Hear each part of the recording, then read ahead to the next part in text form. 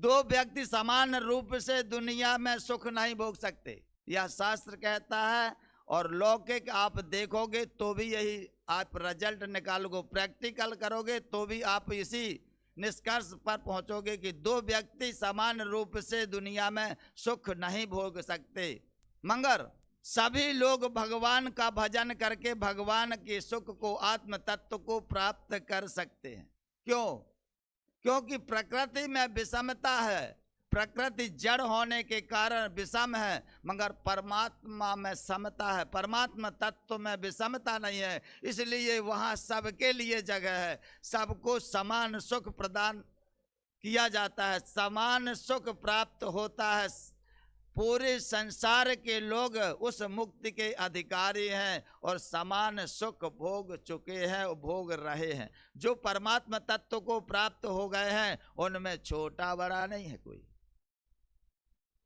जो परमात्मा तत्व को प्राप्त हो जाते हैं उसमें कोई वर्ण व्यवस्था नहीं है, कोई गरीब अमीर नहीं है, कोई पहलवान या बलहीन नहीं है, सब समान है।